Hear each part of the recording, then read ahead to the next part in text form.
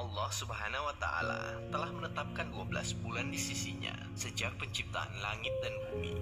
Dalam Al-Quran, surah At-Taubah ayat 36, Allah Subhanahu wa Ta'ala berfirman, Inna iddatash shuhuri 'inda Allah 12 shahran fi kitabillah yawma khalaqas samawati wal ard minha arba'atun hurum dzalika ad-dinul qayyim.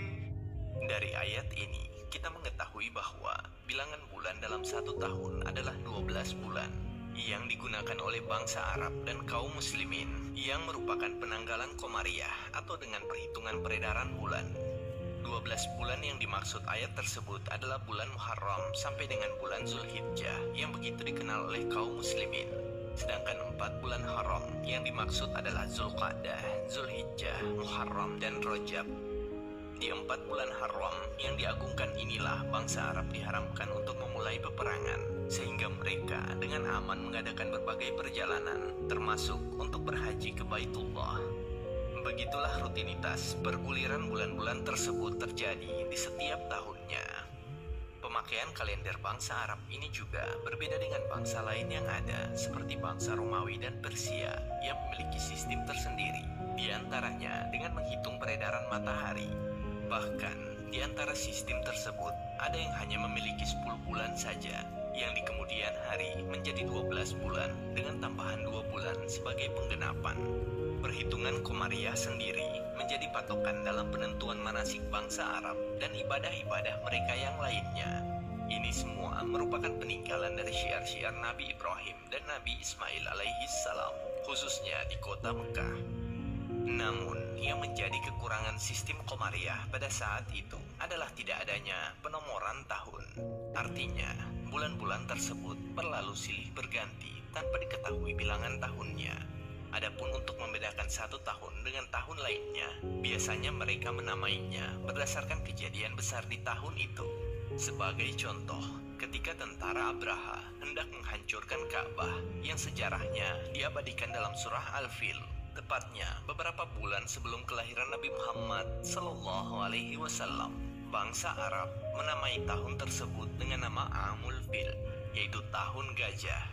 Terkadang mereka juga menggunakan tahun kematian tokohnya sebagai acuan, semisal 10 tahun setelah meninggalnya Ka'ab bin Lu'ay. Keadaan semacam ini berlangsung terus sampai zaman Nabi Sallallahu Alaihi Wasallam, di mana Allah Subhanahu wa Ta'ala menjadikan sebagian syiar-syiar agama Nabi Ibrahim alaihissalam menjadi bagian dari syariat Islam, termasuk rangkaian ibadah haji, di mana kaum muslimin menggunakan sistem penanggalan Qamariyah dalam menentukan waktu-waktu peribadatan. Allah Subhanahu wa Ta'ala berfirman, Yas'alunaka 'anil ahillati qul hiya mawaqitu lin-nasi wal hajj. Di masa Nabi Shallallahu Alaihi Wasallam terdapat beberapa nama tahun yang dikenal oleh umat Islam, di antaranya tahun izin atau sanatul izni, karena ketika itu kaum muslimin diizinkan Allah untuk berhijrah ke Madinah. Tahun perintah atau sanatul amri, di tahun itu mereka mendapat perintah untuk memerangi orang-orang musyrik. Tahun tamhish, artinya ampunan dosa.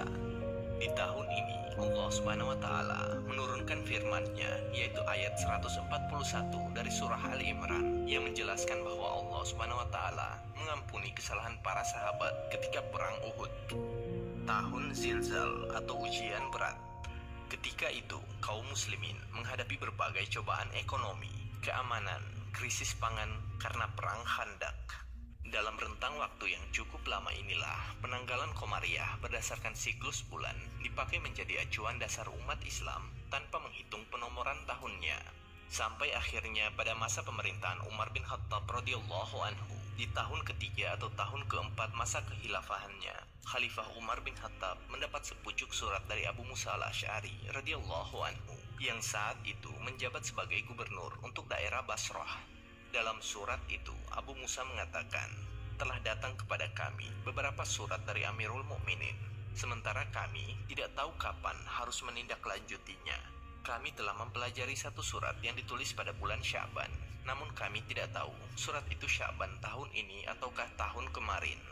Ini adalah permasalahan yang besar, terlebih surat-surat yang berasal dari Umar bin Khattab ini adalah surat-surat kenegaraan yang dikirim keluar kota Madinah yang memerlukan waktu yang lama untuk sampai ke negara-negara bagian kekhilafahan atau kepada para pemimpin di luar kota Madinah. Maka Umar bin Khattab radhiyallahu anhu segera mengumpulkan para sahabat untuk bermusyawarah berkaitan penanggalan resmi untuk khilafah Islam ini. Di antara mereka ada yang mengusulkan untuk menggunakan sistem penanggalan Persia, di mana mereka memiliki penanggalan berdasarkan nama raja yang memerintah. Jika raja tersebut mati, maka akan diganti dengan nama raja yang memerintah setelahnya. Namun, sahabat-sahabat lain tidak menyukai usulan ini. Di antara sahabat ada yang mengusulkan untuk menggunakan acuan tahun bangsa Romawi.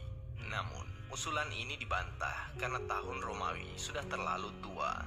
Perhitungan tahun Romawi sudah dibuat sejak zaman Zulkarnain. Di antara mereka ada yang mengusulkan untuk tetap menggunakan sistem penanggalan Komariah. Hal ini seolah langsung disepakati. Namun, mereka berbeda pendapat tentang awal perhitungannya. Mereka menyimpulkan bahwa kejadian yang bisa dijadikan acuan tahun dalam kalender ada 4, yaitu tahun kelahiran Nabi Shallallahu Alaihi Wasallam, tahun ketika diutus sebagai Rasul, tahun ketika hijrah, dan tahun ketika beliau wafat. Namun, ternyata pada tahun kelahiran Nabi Shallallahu Alaihi Wasallam dan tahun ketika beliau diutus tidak lepas dari perdebatan dalam penentuan tahun peristiwa itu. Mereka juga menolak jika tahun kematian sebagai acuannya, karena ini akan menimbulkan kesedihan bagi kaum muslimin, sehingga yang tersisa adalah tahun hijrah beliau. Umar bin Khattab radhiyallahu anhu berkata, "Hijrahlah yang membedakan antara yang hak dan yang batil." Akhirnya, para sahabat pun sepakat untuk menjadikan peristiwa hijrah Nabi Shallallahu Alaihi Wasallam sebagai acuan tahun. Landasan mereka adalah firman Allah Ta'ala, لمسجد أسس على التقوى من أول يوم أحق أن تقوم فيه. Al-Hafiz Ibnu Hajar Al-Asqalani rahimahullah dalam Fathul Bari menyatakan bahwa makna firman Allah Ta'ala min awwali yaumin, yaitu sejak hari pertama, adalah hari pertama masuknya Nabi Shallallahu Alaihi Wasallam dan para sahabatnya ke kota Madinah. Hari pertama kemuliaan Islam, hari pertama di mana Nabi Shallallahu Alaihi Wasallam bisa menyembah Robnya dengan rasa aman, dan hari pertama dibangunnya masjid pertama dalam peradaban Islam, yaitu Masjid Quba. Allahu a'lam. Demikianlah kemudian dikenal istilah dengan tahun Hijriah, yaitu awal penomoran tahun Komariah yang dimulai dari peristiwa hijrahnya Nabi Muhammad Sallallahu Alaihi Wasallam. Kemudian mereka bermusyawarah dari bulan apa awal tahun Hijriah ini dimulai. Beberapa berpendapat dari bulan Ramadan karena di dalamnya diturunkan Al-Quran. Yang lain berpandangan dari bulan Rabiul Awal karena di bulan itulah Rasulullah Shallallahu Alaihi Wasallam tiba berhijrah di Madinah.